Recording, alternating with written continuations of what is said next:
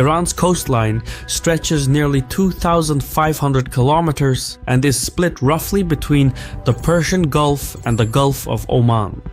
Bandar Abbas, Iran's most crucial port, stands sentinel midway along the Strait of Hormuz, an artery through which about a fifth of the world's petroleum pulses.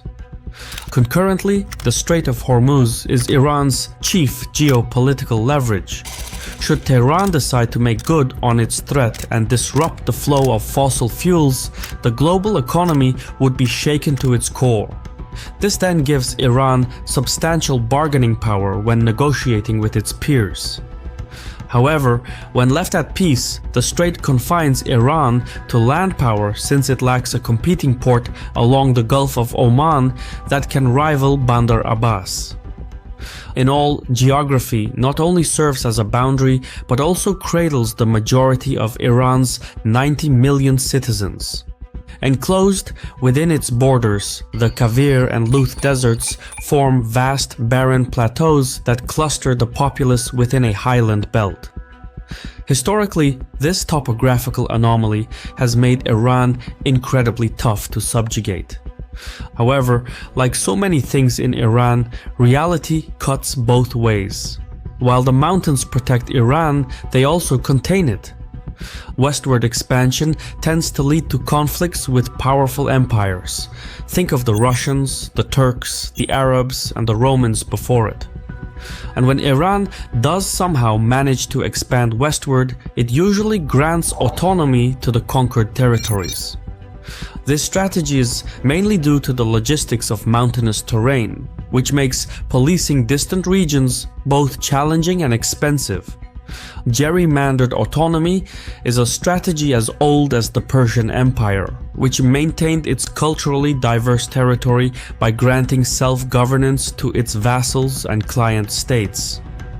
Fast forward to today, and we see a similar pattern. Iran's power projection now relies on a network of primarily Shia proxy groups, each operating with varying degrees of independence. While these proxies are not direct conquests, they serve as extensions of Iranian influence. For a deeper dive into this topic, be sure to check out our previous video, where we explore Iran's use of proxy states in greater detail. Iran's mountains make fully assimilating its many diverse cultures and peoples exceedingly tricky.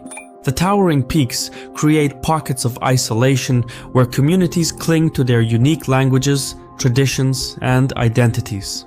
So, while its mountains shield Iran from foreign domination, they also complicate the formation of a unified, centralized government. Ethnic Persians make up just 55 to 60% of the population, with the rest comprising Azerbaijanis, Balochis, Kurds, Arabs, Turkmens, and many others. The clustering of these ethnic groups in specific regions fuels calls for autonomy and separatism. Historically, Iran has granted autonomy to these groups, but the centralization of power in Tehran led to the corrosion of their political freedoms. Consequently, a centralized Iran has evolved into an authoritarian state. Tehran must constantly grapple with calls for autonomy and independence by its ethnic groups. For example, during the Islamic Revolution of 1979, Kurds, Turkmens, and Arabs sought to secede from Iran, while Azerbaijanis aimed for more self-governance.